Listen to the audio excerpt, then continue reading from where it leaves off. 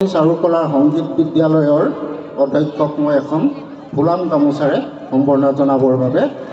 অনুৰোধ জনাইছোঁ উদ্বোধক মহোদয়।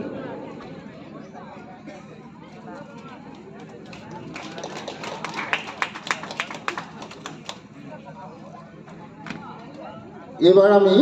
সম্বৰ্ধনা জনাব বিচাৰিছোঁ আজি এই ভাওনা ভাগীৰ আমাৰ গায়ন বায়নৰ দলটিক, গতিকে গায়ন বায়নৰ দলটিকো আমাৰ উদযাপন সমিতিৰ সভাপতি আৰু অধ্যক্ষ মহোদয়কে জয়গুৰু শংকৰ সৰ্বগুণাকৰ জাগিৰি নাহিকে উপাম তোহাৰী চৰণ ৰেণু শতকোটি বাৰ এক কৰোঁ। আজি সপ্তধনী চাৰুকলা আৰু সংগীত বিদ্যালয়ৰ সৌজন্যত চেলেংঘাটবাসী ৰাইজৰ সহযোগত যি ভাওনা আৰু ৰাস আপোনালোকে আয়োজন কৰিছে তাৰ বাবে মই প্ৰথমতে উদ্যোক্তা মণ্ডলীক ধন্যবাদ জ্ঞাপন কৰিছোঁ। বিশেষকৈ ধন্যবাদ জ্ঞাপন কৰিছোঁ ঋতু ককাইদেউ, মুদিন ককাইদেউ, নিপেন ককাইদেউ, বিপিন ককাইদেউ, অনুৰাগ শইকীয়া আৰু দেৱবিকাশ দত্ত প্ৰমুখ্যে যিসকল এই উদ্যোক্তা মণ্ডলী আছে সকলোৰে নাম লোৱা মোৰ দিগদাৰ হ'ব, গতিকে মই সকলোকে ধন্যবাদ জ্ঞাপন কৰিছোঁ। আৰু লগতে মই কৈছোঁ আটাইতকৈ মৰমৰ আমাৰ বৈষ্ণৱবৃন্দ যিসকল মোৰ সন্মুখত বহি আছে, আইসকল, বাপ বন্ধুসকল, কণ কণ মইনাসকল, সকলোকে মোৰ ফালৰ পৰা নমস্কাৰ জনাইছোঁ। আৰু লগতে যিসকল বাদ্যযন্ত্ৰত সহায় কৰিছে সেই সকলকো মোৰ ফালৰ পৰা আদৰণি জনাইছোঁ। লগতে পুলিচ প্ৰশাসন আৰু সাংবাদিক বন্ধুসকলকো মোৰ ফালৰ পৰা অভিনন্দন জ্ঞাপন কৰিছোঁ। মই প্ৰথমতে আপোনালোকক কৈছোঁ যে ভাওনা উদ্বোধন কৰিবলৈ আচলতে সেইটো আমাৰ সাহস হোৱা নাই, আমি আদৰণি ভাষণে দিবলৈ আহিছোঁ। কাৰণ শ্ৰীমন্ত শংকৰদেৱে 555 বছৰ আগতেই ভাওনা উদ্বোধন কৰি থৈ গৈছে। গতিকে আমি কেৱল মাত্ৰ আপোনালোকক আদৰণি ভাষণ দিম আৰু যি কথা ক'ম যদি ভাল হয় আপোনালোকে গ্ৰহণ কৰিব আৰু ভুল হ'লে আমাকো আপোনালোকে যদি আঙুলি টুৱাই দিয়ে আমি সেইখিনি শুদ্ধ কৰি ল'ব পাৰিম বুলি আশা কৰিছোঁ। এতিয়া প্ৰথমতে মই ক'বলৈ বিচাৰিছোঁ এই অঞ্চলত ৰাস হৈছে আজি 5ম বৰ্ষত হৈ দিছে। গতিকে সেইটো আপোনালোকৰ সৌভাগ্য। এইটো কাৰণে সৌভাগ্য বুলি কৈছোঁ যে কিছুমান অঞ্চলত এবাৰ ৰাস পাতিয়ে দ্বিতীয়বাৰ ৰাস পাতিবলৈ বহুত কথা ভাবিব লাগে, কিন্তু আপোনালোকৰ যি ঐক্য সম্প্ৰীতি মই দেখা পাইছোঁ সঁচাকৈ মই ভাল পাইছোঁ। আৰু এটা কথা ক'ব বিচাৰিছোঁ, যেতিয়া মই ৰাস্তাটো আহি আছোঁ, আহি পেলাই নামঘৰৰ এই পদুমণি জাপিসজীয়া নামঘৰৰ গেটখন মই দেখিলোঁ, যেতিয়া সোমাই আহিছোঁ তেতিয়া মই চিন্তা কৰিছোঁ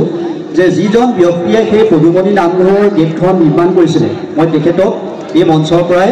মই অভিনন্দন জনাইছোঁ। বৰ সুন্দৰ আৰু ভাল লগা এখন গেট, গতিকে তেখেতৰ বাবে আপোনালোকে সকলোৱে হাত চাপৰিলে দিব পাৰে। কোনে বনাইছে মই নাজানো, কিন্তু মই সোমাই আহিছোঁ, ভাল লাগিছে, সেইটো কথা কৈছোঁ। বাৰু যি কি নহওক, এতিয়া আমি ভাওনাৰ কথাতে যাওঁ। শ্ৰীমন্ত শংকৰদেৱে ভাওনা কিয় ৰচিছিলে আপোনালোকে যদি চায় যে সকলো মানুহক এক কৰিবৰ কাৰণেই এই ভাওনা ভাগি সৃষ্টি কৰিছিলে। ইয়াত বিভিন্ন জাতি ধৰ্ম সকলো নিৰ্বিশেষে ভাওনালৈ আহিব পাৰে। এতিয়া সৌ সিদিনা জুবিন গাৰ্গে কৈ থৈ যোৱা মোৰ কোনো জাতি নাই, মোৰ কোনো ধৰ্ম নাই, কোনো ভগৱান নাই, সেই কথাষাৰ আপোনালোকে শুনিছে। গতিকে সেই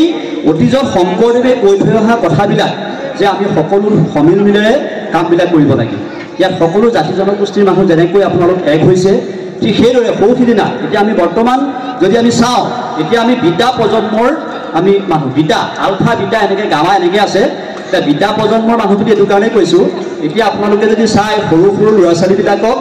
আপোনালোকে সাধু কথা শুনিবলৈ নাহে। কিহত আহিব গম পাইছেনে? তেখেতসকল আহিব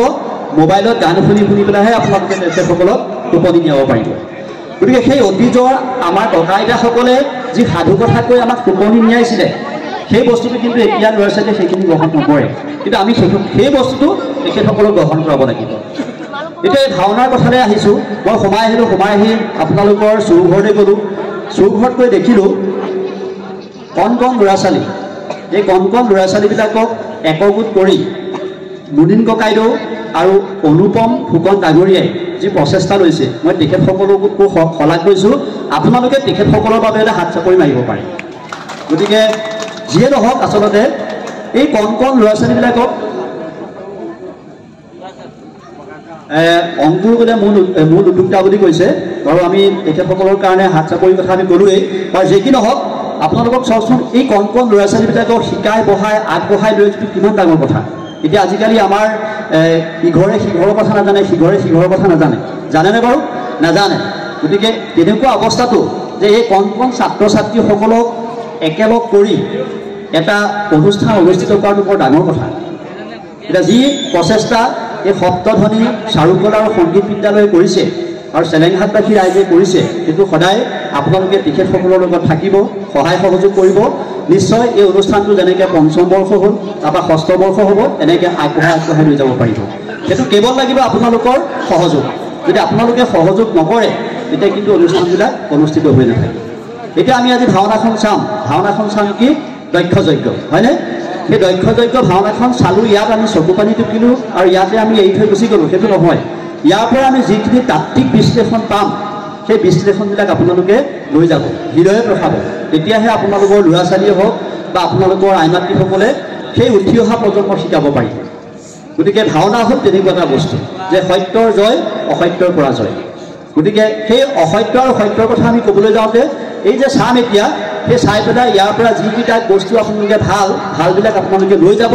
আৰু বেয়াবিলাক ইয়াতে এৰি থৈ গুচি যাব গতিকে যি কি নহওক আমি আৰু বেছি কথা নকওঁ মাত্ৰ মই আপোনালোকক উদ্দেশ্য কৰি আৰু মাত্ৰ দুটা কথা কওঁ সেই দুটা কথাতে আপোনালোকে গ্ৰহণ কৰিব বুলি মই ভাবিছোঁ বিশেষকৈ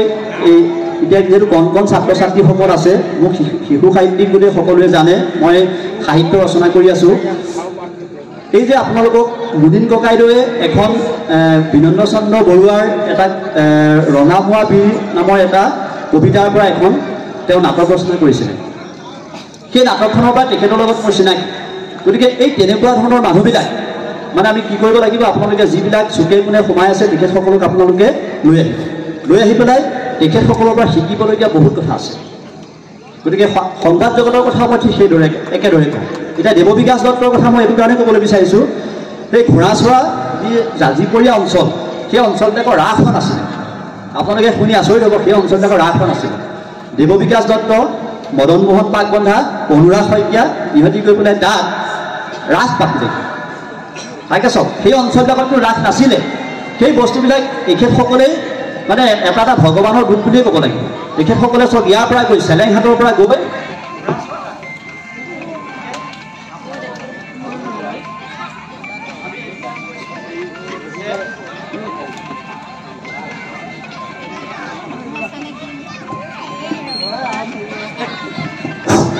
আপোনালোককো এইটোৱে কৈছোঁ যে আপোনালোকে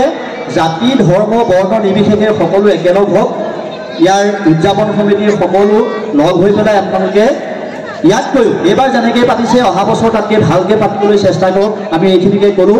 আৰু লগতে আমি ভাওনাখন শুভ উদ্বোধন কৰোঁ বুলি ঘোষণা কৰিলোঁ ধন্যবাদ